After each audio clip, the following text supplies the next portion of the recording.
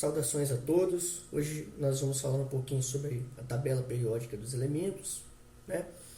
Importante a gente notar aqui na tabela periódica é que nós temos ela dividida em diversos quadros, tá? Diversos quadrinhos. Cada quadrinho desse daqui vai ser referente a um elemento químico diferente.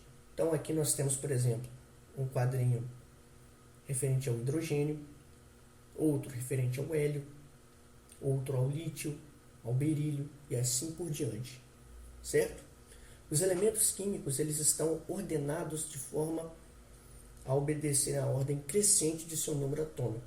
Então, nós vamos do número atômico número 1, né, até aqui no caso dessa tabela, ao 112. Então, o número vai sempre crescendo de 1 em 1 aqui na tabela. Outra coisa importante sobre a tabela periódica é que a gente deve sempre olhar essa informação que a gente tem aqui no cantinho da tabela, né? Geralmente vai aparecer no cantinho de cada tabela periódica. Ela é a legenda da tabela.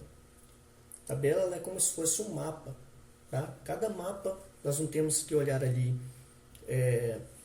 a legenda do mapa para a gente conseguir entender. Por exemplo, saber que a América do Sul está com uma cor, a Europa está com outra. Então a gente tem que olhar ali no mapa a sua legenda. No caso da tabela periódica, nós também temos que olhar a legenda para a gente conseguir extrair o máximo possível de informações. Então, vamos dar uma olhadinha aqui nessa legenda dessa tabela para a gente ver que informações nós temos nela. Vamos lá.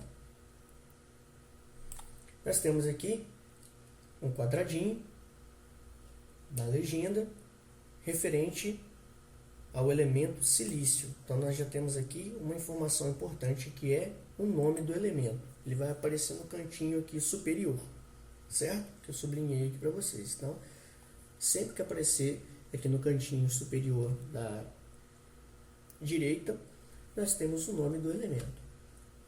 Abaixo do nome do elemento, nós temos a distribuição de elétrons desse elemento. Então, nós temos aqui 2, que é referente à camada K, 8, que é referente à camada L, e 4, que é referente à camada M da eletrosfera do átomo do elemento silício. Então, essa tabela aqui já nos dá a distribuição eletrônica, certo? Aqui, bem grande, nós temos um conjunto de letras. No caso, nós temos o S maiúsculo e o I minúsculo, que é referente ao símbolo do elemento silício, né? O símbolo é SI. Sempre primeira letra maiúscula e a segunda letra minúscula.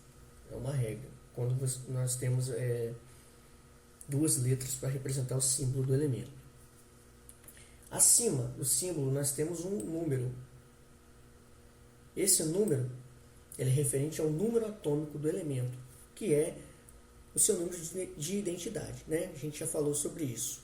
É a quantidade de prótons que esse elemento ele vai possuir e é como se fosse o cartão de identidade do elemento. Só o silício vai ter número atômico 14. E os elementos eles estão ordenados em ordem crescente de número atômico. Isso é importante a gente lembrar isso. Abaixo do símbolo nós temos esse valor aqui, que é o valor da massa atômica. Tá? Uma dízima periódica aqui, né? 28,086. A gente pode aproximar para 28 quando a gente for fazer os cálculos, retirar as informações aqui da tabela. Outra coisa importante é a cor aqui do quadradinho, né? Onde, no caso do silício, esse quadrinho ele recebe a cor amarela, que é referente à classificação desse elemento químico como não metal. A gente vai falar um pouquinho mais sobre isso depois. E também nós temos a cor do símbolo, tá? O símbolo do silício aparece de cor escura. A cor escura para essa tabela indica que esse elemento ele é sólido. Ele é encontrado no estado físico sólido na natureza. Se fosse azul, se ele tivesse escrito em azul, significava que esse elemento ele é encontrado predominantemente na forma líquida. Vermelho na forma gasosa e no estado gasoso, né?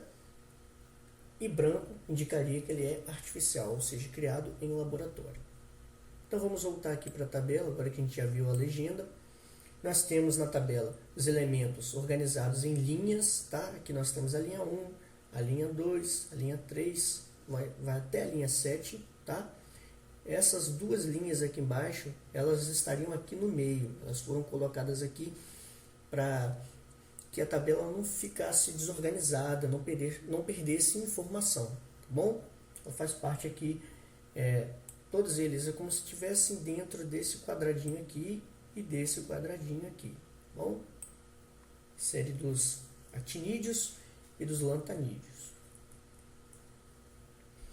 Além das linhas, nós temos os elementos dispostos em colunas, tá? Nós temos aqui 18 colunas, uma coluna, 2, 3, até a coluna 18. Cada linha dessa daqui, tá? Ela é referente a um período.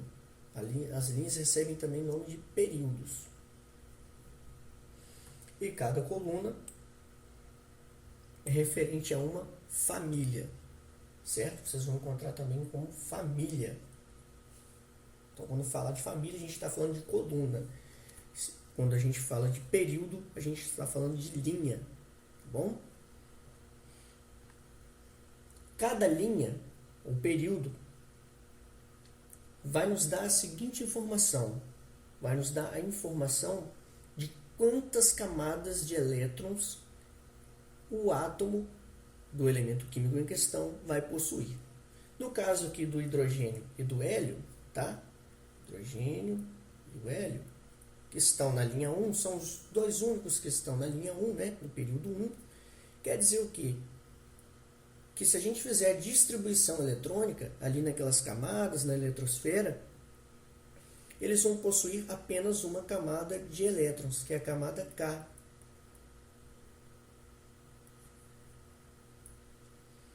Os que estão na segunda linha aqui, no caso o lítio, o berílio, até o neônio, eles vão possuir duas camadas de elétrons, K e a L. Os que estão na terceira linha, ou no terceiro período, né, no caso sódio, né, até aqui o argônio, eles vão possuir três camadas de elétrons, K, L e M, e assim por diante, até chegar na camada Q, né, que vai ser aqui, ó. Então, ó, K, L, M, N, O. Opa, acho que eu pulei uma aqui. Vamos voltar. K, L, M, N, O, P, A e aqui, Q. Certo? Então, se fizermos a distribuição eletrônica de todos os elementos químicos, a gente vai ver que todos que param nessa linha aqui vão ter elétrons apenas até a camada K. Todos que param na segunda linha, ou segundo período, vão ter elétrons distribuídos até a camada L. Todos que param na terceira linha, ou terceiro período, vão ter elétrons distribuídos até a camada M. Então, quanto mais a gente descer aqui, a gente vai ver que o elemento químico, né, os elementos químicos em questão, vão possuir mais camadas de elétrons, né? Beleza? Além da informação das linhas, em períodos nós temos as colunas ou grupos, né? Colunas, mesma coisa que grupos. Cada coluna vai indicar o quê? Todos os elementos químicos que fazem parte dela vão ter a sua última camada eletrônica terminando com o mesmo número de elétrons. No caso do hidrogênio, ele vai ter a sua camada K na sua eletrosfera terminando com 1. No caso do lítio, ele vai ter a sua camada L terminando com 1. No caso do sódio, ele vai ter a sua camada M terminando com 1. No caso do rubídio, ele vai ter a sua camada N terminando por 1 e assim por diante. Então, todos os elementos químicos da coluna 1 ou do grupo 1 vão terminar com um elétron na última camada. Na coluna 2, vão terminar com 2 elétrons na sua última camada.